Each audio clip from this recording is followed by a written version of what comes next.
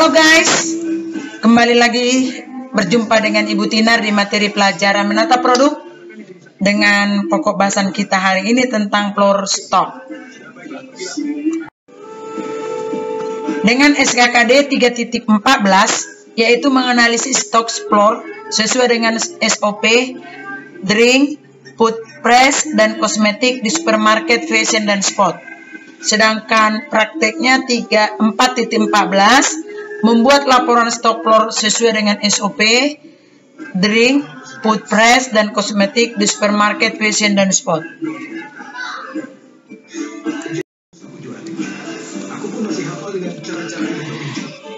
Marilah kita mulai pelajaran kita dengan judul definisi floor stock atau persediaan barang.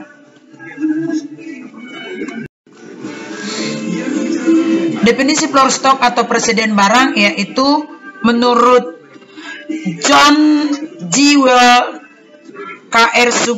Subramaniam, dan Robert F. Halsey berpendapat bahwa persediaan merupakan sebuah barang yang dijual di dalam aktivitas operasional normal perusahaan. Jadi persediaan itu merupakan barang yang dijual. Jadi semua barang yang belum dijual masih ada, atau barang yang ada di toko kita yang masuk dalam aktivitas operasi normal itu disebut dengan persediaan.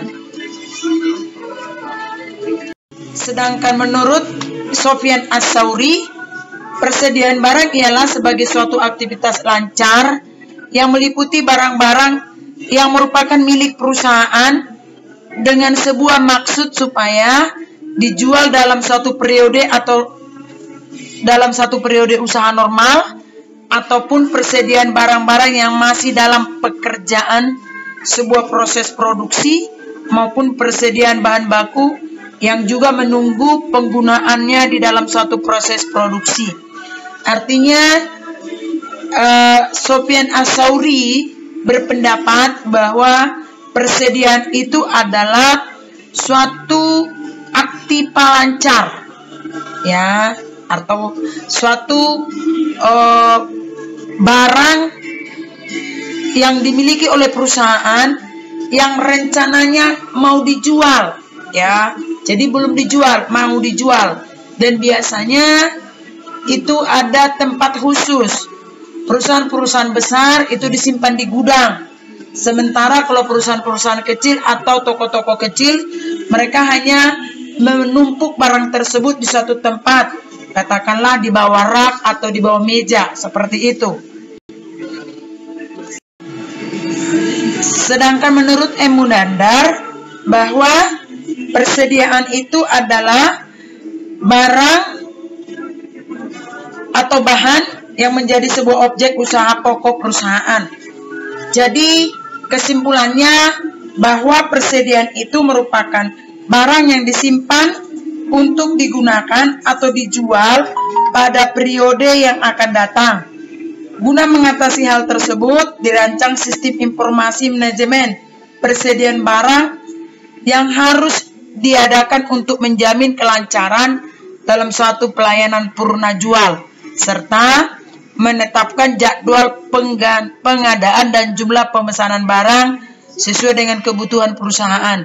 Oleh karena itu, perusahaan harus membuat persediaan barang yang seimbang. Tidak boleh terlalu banyak dan juga tidak boleh terlalu sedikit. Karena kalau terlalu banyak akan menimbulkan biaya. Biaya penyimpanan persediaan terdiri atas biaya-biaya yang bervariasi yang secara langsung dengan kuantitas persediaan. Semakin banyak persediaan tersimpan, semakin banyak biaya yang kita keluarkan. Biaya penyiapan terjadi jika bahan-bahan tidak dibeli, tetapi diproduksi sendiri oleh perusahaan, dan perusahaan tersebut menghadapi biaya penyimpanan untuk memproduksi komponen tertentu. Jadi tidak dibenarkan perusahaan memiliki persediaan yang terlalu banyak, karena itu akan bisa mengeluarkan kos atau biaya yang besar. Dan sebaliknya, perusahaan tidak boleh memiliki persediaan yang terlalu sedikit, karena terlalu sedikit akan merusak sistem operasional perusahaan tersebut. Oleh karena itu jumlah persediaan itu ada sistem manajemennya, ya, ada sistem manajemen untuk keseimbangan daripada persediaan barang dagangan. Oke, kita lanjutkan. Jenis-jenis persediaan menurut Handoko. 1. Persediaan bahan pembantu atau penolong atau supplies. Persediaan barang yang diperlukan dalam proses produksi akan tetapi bukan menjadi komponen barang jadi. Ya, ini biasanya barang-barang bahan baku, ya, persediaan bahan baku. Yang kedua adalah persediaan dalam proses atau work in process. Dalam hal ini yang dimaksud yaitu keluaran persediaan dari tiap-tiap bagian dalam proses produksi atau telah diolah menjadi suatu bentuk tetapi masih perlu diproses lebih lanjut menjadi barang jadi.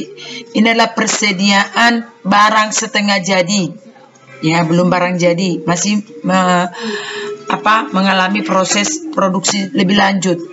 Yang berikutnya adalah persediaan barang jadi atau finished goods. Persediaan barang yang sudah selesai diproses atau diolah dalam pabrik dan siap dijual atau dikirim kepada pelanggan. Dan yang terakhir adalah persediaan bahan mentah, raw material, yaitu persediaan barang yang masih berbentuk barang mentah seperti besi, kayu, dan komponen lain yang digunakan dalam proses produksi. Inilah bentuk-bentuk persediaan atau jenis-jenis persediaan. Ada persediaan barang pembantu atau penolong, ya, ada persediaan barang untuk diproses, work in process, ada persediaan barang jadi, dan ada persediaan bahan mentah. Oke, terima kasih.